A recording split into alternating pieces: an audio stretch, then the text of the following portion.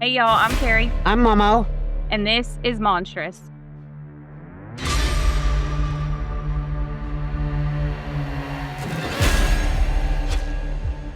This episode contains topics and language that may not be suitable for all listeners, and topics that may be triggering to some. Listener discretion is advised.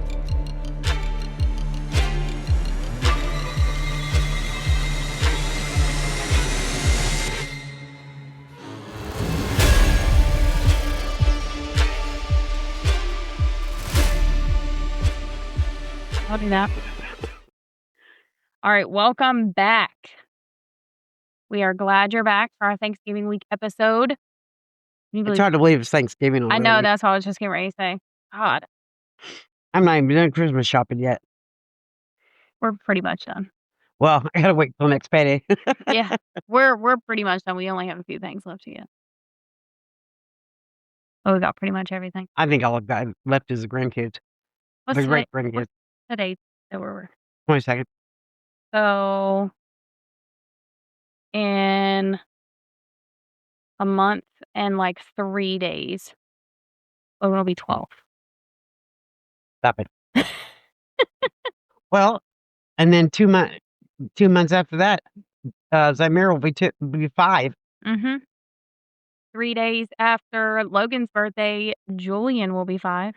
Carly Elizabeth will be 18. Mm-hmm. Yep.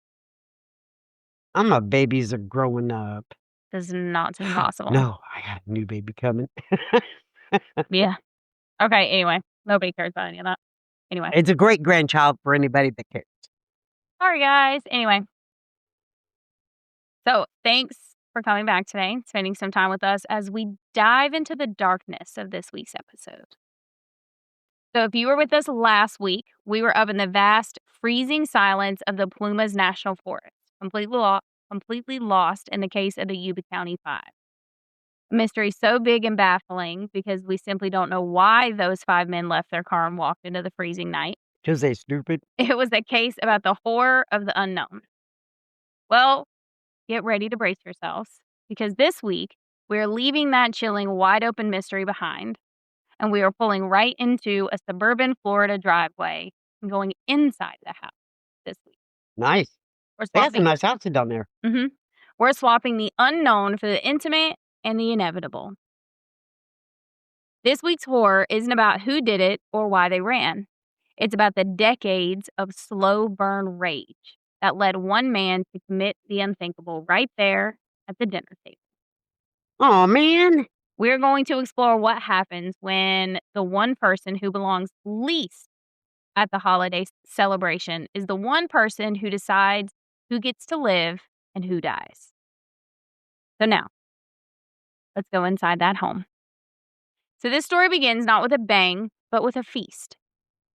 For the Sitton family and their extended relatives, November 26, 2009 started exactly as planned. 16 people gathered in a beautiful home in Jupiter, Florida, ready to share a meal, exchange stories, and listen to the children play. It was the kind of night filled with clinking silverware, laughter, and the smell of roasted turkey. Yum. Jupiter is a picture-perfect coastal town, known for its pristine beaches and affluent neighborhoods, a postcard setting that made the violence that erupted there seem even more surreal. It was a picture of domestic perfection. But inside that home, unbeknownst to most, was a man holding a grudge nurtured over 2 decades. A man who had brought a semi-automatic handgun to the holiday dinner. He was going to make sure he gets a trick leg, wasn't he? I guess. So stupid. That's why you have me on here. So by 10 p.m., the picture of perfection would shatter, becoming the scene of one of the most brutal actions of familial annihilation in modern Florida history. This is the case of the 2009 Thanksgiving Day murders. So the Jupiter home belonged to Jim and Muriel Sitton. At the center of their world was their 6-year-old daughter, Michaela Joy Sitton. Michaela was a vibrant, loving child who loved to sing and was full of infectious energy. She was the heartbeat of the family gathering. Oh, Also present were her aunt, Lisa Knight, who was 6 months pregnant, and her husband, Patrick Knight. Lisa and Patrick had already named their unborn son, and his name was Dominic Knight. Michaela's other aunt, Carla Merhige, I think is how you say it, but that could be wrong, was there. She was Lisa's twin sister and the person that our killer harbored the deepest resentment for. Alongside them was their brother, Paul Merhige. Paul and the twin sister's aunt, who was also the matriarch of the family, Raymond Joseph, who was 76 years old, was also present inside the home that night for Thanksgiving dinner. This terrible event on Thanksgiving Day in 2009 wasn't the first time violence had struck this family. Merhige's own aunt, Salwa Merhige Abrams, I believe that's how you say it, who was an opera singer, had committed a devastating murder-suicide in 1973, killing her ex-husband and 2 children before taking her own life. Dang. So this family was no stranger to tragedy. So the source of the simmering darkness was none other than 35-year-old Paul Michael Merhige. Paul was not a well-liked guest at this dinner. His presence was a point of tension. Quiet, socially awkward, and seemingly resentful, Paul had driven a deep wedge into the family with years of erratic and hostile behavior. So in other words, he was a jerk. Pretty much. He was an asshole. The family knew his instability was a threat, but they couldn't have comprehended the scale of the horror that he was planning. The day began innocently enough. There was dinner, laughter, and a piano sing-along. But Paul was an island of silence in a sea of celebration. He stayed for the meal, but not for the joy. He watched, he listened, and he waited. To Paul, the sounds of clinking silverware and laughter weren't a celebration at all. They were a cruel, living reminder of the life, success, and belonging he believed he was owed, and that his family had somehow conspired to deny him of. Yeah, he's Too one of much those. ego. Mhm. Every cheerful moment in that room was, in his mind, another justification for the violence that he had planned.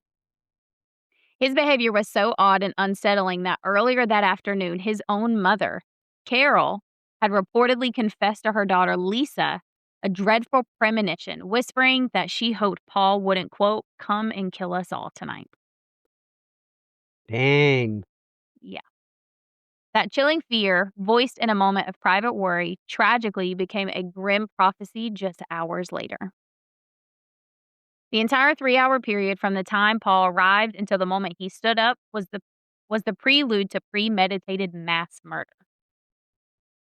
But to truly understand the violence of that night, we must pull back the curtain on the decades of psychological torment that Paul Merhige inflicted upon his own psyche and his family. His rage was not born in an instant, but festered over years. Paul was diagnosed with severe mental illnesses. Reports point towards a complex mix of oppressive compulsive disorder, no, obsessive compulsive behavior, and what was often described by family as severe paranoia and mood swings. The warning signs were copious and undeniable. Court records later revealed that police had been called to the Merhige family home at least 10 different times between 1994 and 2006 to deal with his, quote, extremely violent and aggressive acts and expressed threats of violence. And they didn't arrest him? He's a very violent guy. I'm Yeah. sorry, so I may have shot him before now. Yeah. His mental health was so debilitating that he was declared, quote, legally disabled in 1996 and was committed to psychiatric facilities at least 3 separate times. This family was long aware of the threat that Paul posed. He had engaged in various self-harm and aggressive acts, including 2 documented suicide attempts by shooting himself in the chest. So one of his twin sisters, Carla, had even filed a restraining order against him in 2006, alleging that he had threatened to kill her and then kill himself. Though she later withdrew the request, the history was clear. Paul Merhige was a recognized immediate danger to his own family. His mental condition rendered him incapable of sustaining a career or functioning independently, leading to massive resentment. He reportedly blamed his sisters, particularly Carla, for his failures in life, which included giving up his goal of attending law school. So somehow it's his own it's his entire family's fault. He has nothing to do with it. Okay. Yeah. This cocktail of psychological instability and deep-seated personal failure fueled his murderous intent. The massacre was clearly not spontaneous. It was meticulously planned. In the weeks leading up to Thanksgiving, Paul took two deliberate chilling actions. First, he secured a significant amount of cash, withdrawing $12,000 from his bank account and then withdrawing smaller amounts from different ATMs. Secondly, and most crucially, he went to a gun store and legally purchased a .380 caliber automatic handgun, which he would later use to destroy his entire family. In fact, in the immediate weeks leading up to the massacre, Paul purchased a total of 4 firearms and a substantial amount of ammunition. Dang. Yeah. Crucially, despite his multiple state psychiatric commitments, these did not meet the federal threshold for a mental health probation, allowing him to pass the background check and legally acquire the weapons. He later hid this weapon in a discreet location in the Sutton home, ensuring that he would have access to it when the moment that he had been waiting for had finally arrived. So he hid the gun inside the home beforehand. Talk about well planned out. Mhm. Eventually, the long simmering hostility, which Paul had silently nourished for 3 hours, boiled over after the Thanksgiving feast. The family had moved from the dining room to the living room to relax.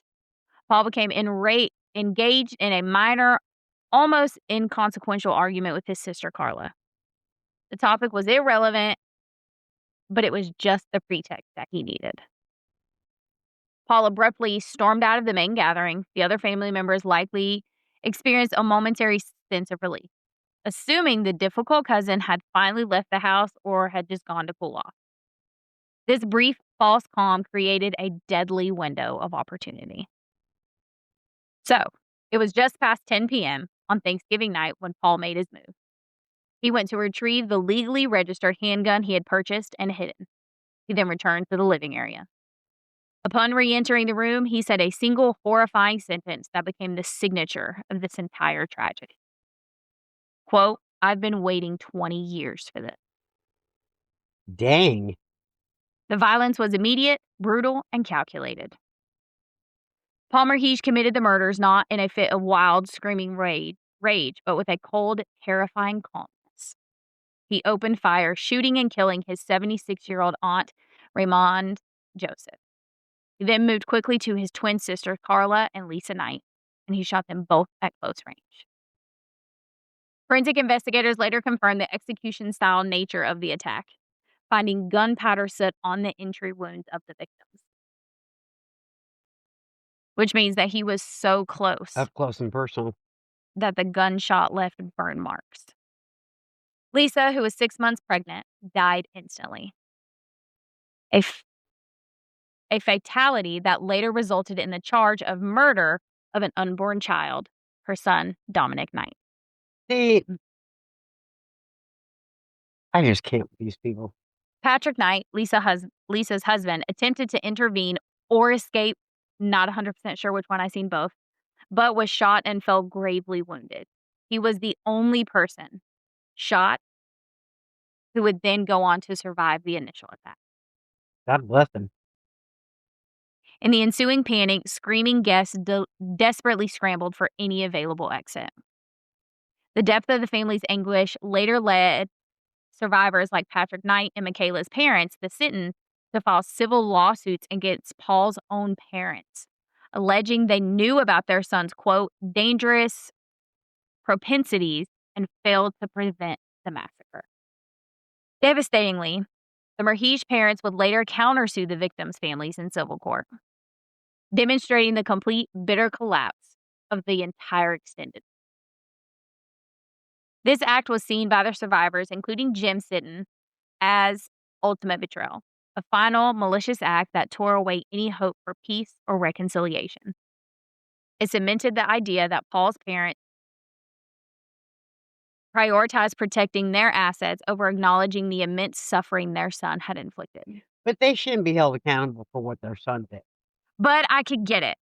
Oh, I get it, but they still shouldn't be held accountable because he was a grown man. Right, he was. And it was too methodically planned out. Right. Which I get that, but I can see it on the other hand because he was considered mentally And that's disabled. partially the state's fault because they Right, didn't and let him have the damn guns. there's a lot of people that were responsible.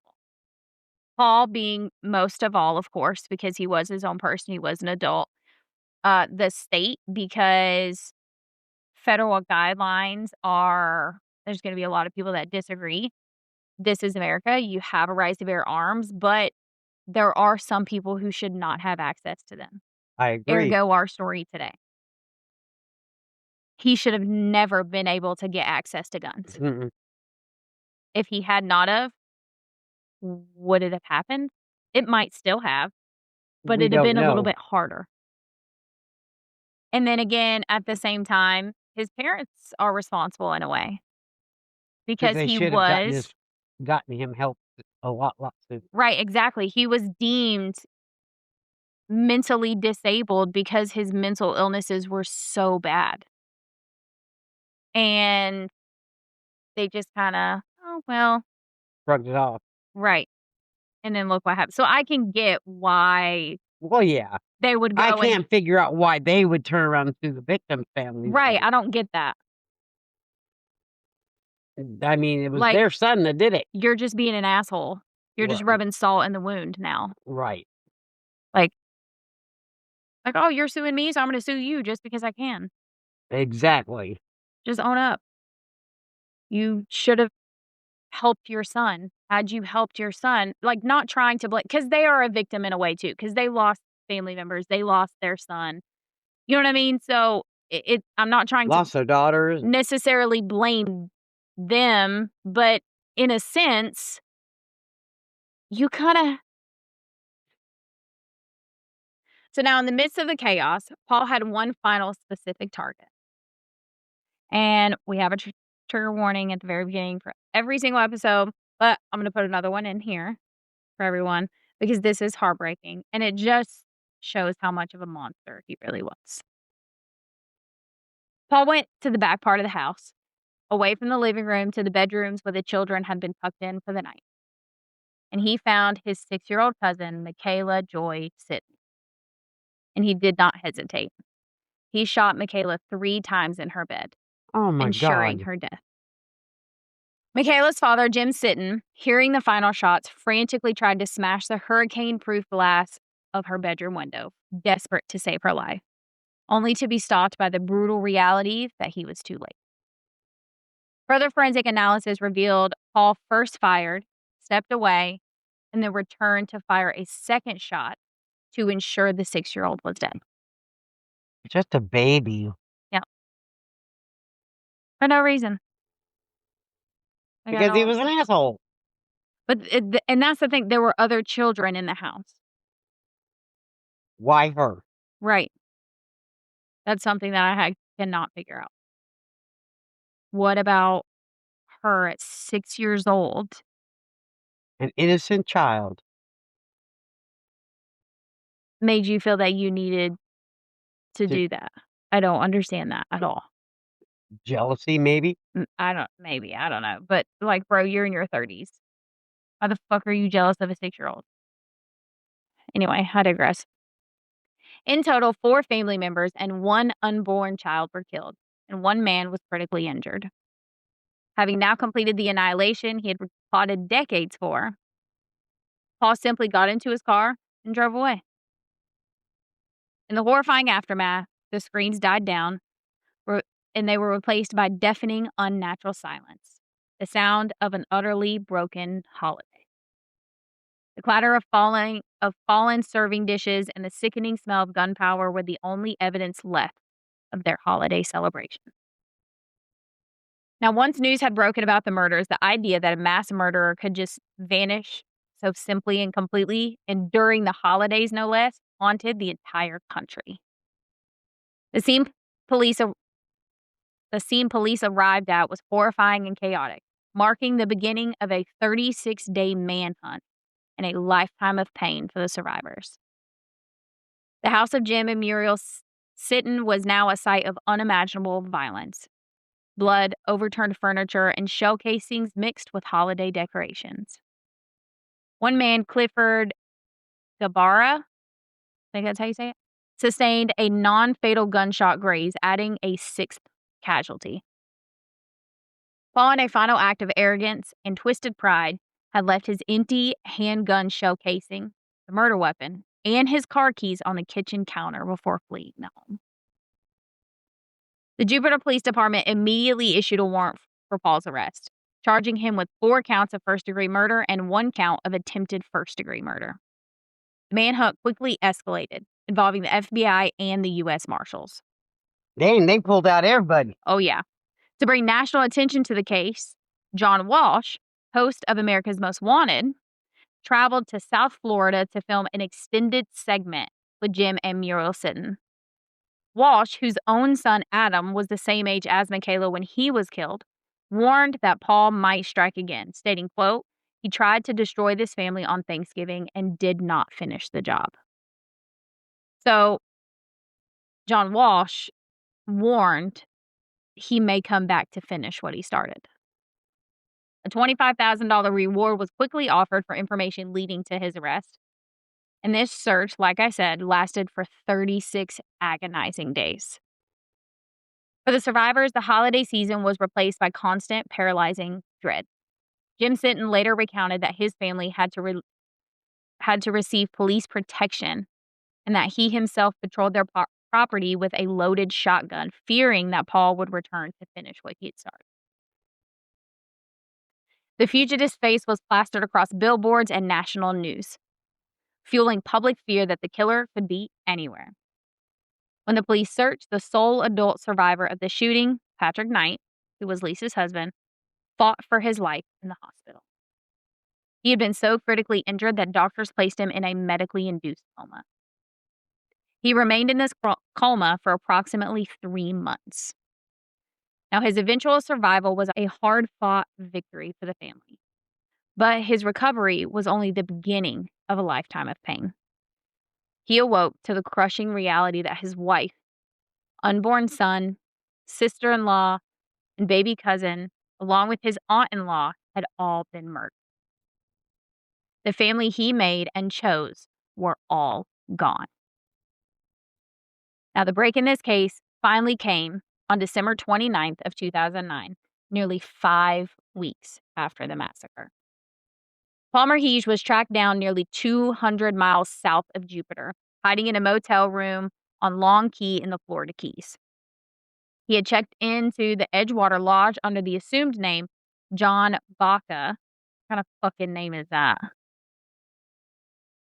Like John Smith or some shit. You know, like, a fuck idiot. Anyway, sorry. And he paid in cash in advance. Paul's attempt to disappear relied entirely on cash and anonymity. Using the vast distance of the Florida Keys, which is massive, Yeah. to escape the scrutiny of the mainland, because Florida Keys is an island in Florida, for those that don't know that. He took the extensive measures to disappear. He stockpiled canned food, insisted on cleaning his own room, and was found with other survival gear as well. Chillingly, court documents revealed that in the days after the killings, he had ordered an assisted suicide handbook and began loading up on supplies to kill himself, including helium, plastic bags, and tubing. Yeah, but bet you the character didn't do the job. Well, they had gotten to him before he could do anything. So he even covered his royal blue Toyota Camry with a car cover, so that way no one could see it. This indicated a planned long-term isolation that some believed was a prelude to suicide. However, his elaborate cover was blown when motel co-owner Paul Pfaff, I'm not sure, I think that's how you say it, recognized Paul in a television preview for America's Most Wanted, which had aired just a short time before on a Saturday night. The co-owners immediately checked the show's website and called the tip line. Marshals and deputies surrounded the two-story motel and burst into his second-floor room. Paul was arrested at the scene, subdued by a stun gun, and taken into custody, marking the show's 1,099th capture, and finally ending the 36-day fugitive nightmare. He was described by marshals as appearing unshaven and gaunt, yet utterly unfazed by his capture, only concerned with the betrayal of being found. As U.S. Marshals cornered him, Paul's final arrogant words were, quote, "How did you find me? You were only 200 miles away, bro. Like, did you think they were never going to find You you?" were in the same freaking state. Right. You were just on an island with tons of people. Most people would have left the state. Like, you're not as smart as you think you are. Now, with the killer finally detained, the focus shifted from the manhunt to the courtroom, where the search for justice began. After his capture, Paul Merhige was returned to face charges that prosecutors intended to pursue as a death penalty case. Good for them. I know, I'm on the fence when it comes to the death penalty. But If it was created, two children. right, if the death penalty was created for anyone, it was created for guys like Paul Merhige. Just saying. My opinion. However, this case never went to a full trial. The prosecution, concerned about the potential for a successful insanity defense, which, let's be real, he probably would have gotten that. If his lawyer was smart. He probably would have gotten it with his documented history. And then critically wanting to spare the sole adult survivor and star witness, Patrick Knight, from the trauma of testifying after his 3-month coma, had agreed to a plea deal. Which kind of pisses me off, but on the other hand, I get I it. get it.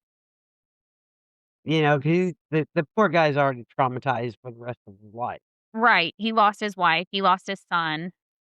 You know what I mean? Little So, fa like, I get it, but it's like, at the same time, it pisses me off.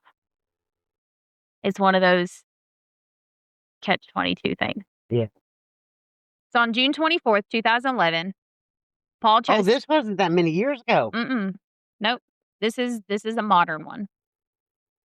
So, on June 24th, 2011, Paul chose to enter a guilty plea to all charges, including the 4 counts of first-degree murder, attempted first-degree murder, and murder of an unborn child, in exchange for avoiding the death penalty. Palmer, he's accepted a sentence of 7 consecutive life sentences without the possibility of parole. Well, at least you know we won't see the light of day. Yeah. Right. He'll be in prison the rest of his life. So the sentencing hearing provided a crucial moment for the survivors. Numerous family members delivered powerful, tearful victim impact statements, directly confronting Merhige with the depth of the devastation he had caused, including Jim Sitton's heart-wrenching testimony about his daughter, Michaela.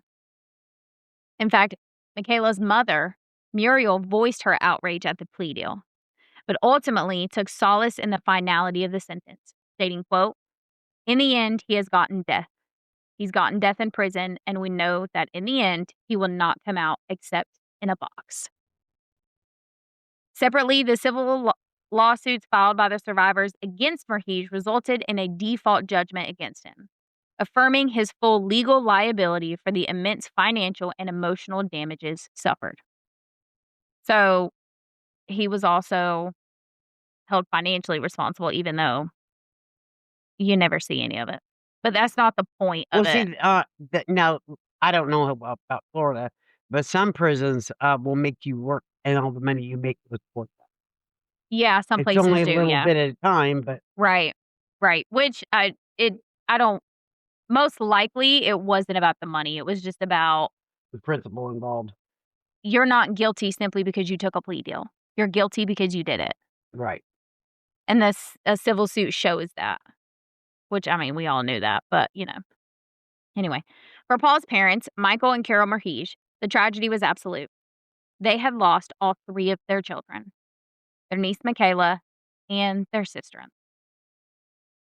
Merhesh was formally incarcerated into the Florida state prison system, ensuring he would never walk free again. But while he would never walk free again, the Sitton family's sentencing was lifelong. The true ongoing consequence of the Thanksgiving Day massacre lies within the survivors. One of the most prominent voices to emerge from the grief was Jim Sitton, Michaela's father. Jim and his wife channeled their overcoming loss into dedicated advocacy, focusing on two key areas: mental health intervention and firearm safety concerning individuals with known violent histories. Jim Sitton established the Michaela Joy Sitton Foundation, dedicating himself to ensuring that mental health threats are taken seriously by both families and the legal system. He often spoke publicly, emphasizing the failure of the system to intervene on behalf of a family that had not only known about the danger, but had expressed their fear hours before the attack took place. The crucial systematic failure here was the legal loophole that Paul Merhesh exploited. His psychiatric hospitalizations were not sufficient to prevent him from legally acquiring the murder weapon. His work sought to create better legal mechanisms for temporary quote unquote red flag laws or other protective measures that could legally disarm or mandate treatment for individuals like Paul, who pose a clear, immediate threat. Sitton's advocacy was the driving force behind the creation of Florida's Risk Protection Order, or RPO. This law is commonly known as the Red Flag Law, which was formally passed in 2018. This law directly addresses the loophole that Merhesh had exploited by allowing law enforcement to temporarily remove firearms from individuals who pose a significant danger to themselves or others without requiring a prior felony conviction. His efforts serve as a direct, painful legacy of a tragedy that should have been prevented. The Merhesh family massacre is a horrific example of familial annihilation, a crime often driven by the killer's deep feeling of failure and perceived humiliation by the very people they are meant to love. This was not a crime of passion, but instead a calculated, long-awaited settling of scores enacted on the most sacred day of family togetherness. This case serves as a dark cautionary tale about the devastating consequences when known severe mental illness, resentment, and access to firearms intersect at the holiday table. The Jupiter community and their surviving family will never celebrate Thanksgiving without remembering the day joy was extinguished by a calculated act of rage. The memory of Raymond, Carla, Lisa, and little Michaela lives on, not just as victims, but as symbols of the deep, enduring cost of unchecked mental illness and systematic failure. Now, this story is difficult, and Paul Merhesh may be locked away, serving his 7 consecutive life sentences, but the work of Jim Sitton and the Michaela Joy Sitton Foundation continues, pushing for change to ensure that no other family has to endure this kind of preventable horror. So now, before we close out today, I want to shine a light on a foundation that has been keeping the spirit of little Michaela alive through music. The foundation's vital work is now carried out by the Grace Notes Music Foundation, and its core mission is the Michaela Joy Sitton Music Scholarship. That's cool. So the goal is to bring the incredible academic, cultural, and emotional benefits of music education to children who might not otherwise have the chance. That's cool. So the Michaela Joy Sitton Music Scholarships provide private music lessons for children in Palm Beach County, Florida, based on financial needs. If this mission resonates with you, you can visit that website where you can make a direct donation.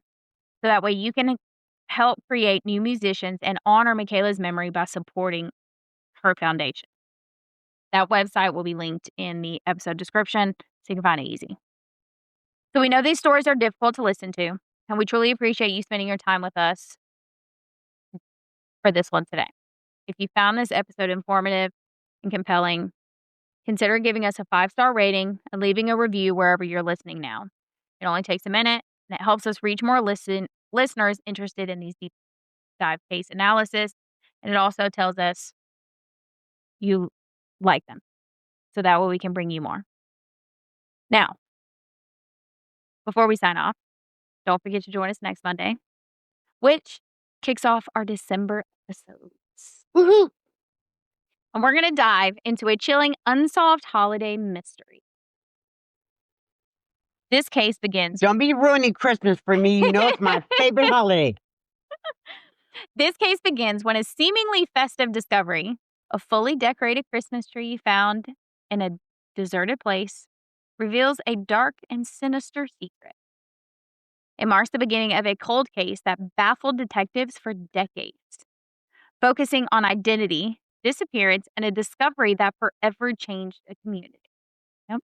So if you haven't already, make sure you hit the subscribe button so you don't miss these new episodes. You can connect with us and other listeners on our Facebook page. That link is in the episode description as always. We love hearing from you, so reach out to us on our socials, through our email, all of those places.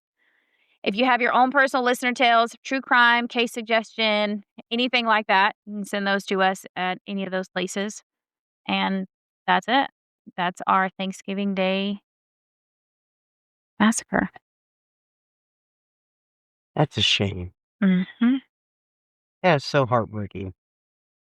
Yep. I think it was a TV show. I can't remember which one that I watched, and that's how I seen this one. Our forensic files. That might have been it. It was something. It was something like Forensic Files. I just can't remember the exact show. There's so many out there. And the survivor's guilt that Patrick Knight has had to live with. Yeah, he's a basket case. I know I would be. Oh, yeah. That's for sure. I don't know if I could continue on. Yep. I just The next one's not. It's more of who rather than what. Who and why rather than what. Yep. That's all I got. You got anything else? don't ruin holidays. I'm too old to change my ways. All right. Guys, thank you for joining us today. I know this one was difficult, but necessary for this one. We carry stories like this with us so that way we can learn from them and be able to tell when something isn't right. So listen to your gut, follow your instincts, pick up on those cues, check in with your friends, your family. Lock them up. Hide your guns. If you got that one crazy family member, Hide your guns. don't bring them to the holiday dinner. It's not funny. That's awful. I shouldn't say that. I'm That's sorry. why your mom and your aunt live down where they live. You're so stupid. I'm just kidding. I love my Anyway. children. Okay, I shouldn't have said that. That's awful. Anyway, okay. So until next time, be safe. Look out for those red flags in your own life. Trust your instincts, and always remember to Watch out for monsters. and don't kill people. Bye, y'all. Bye, y'all.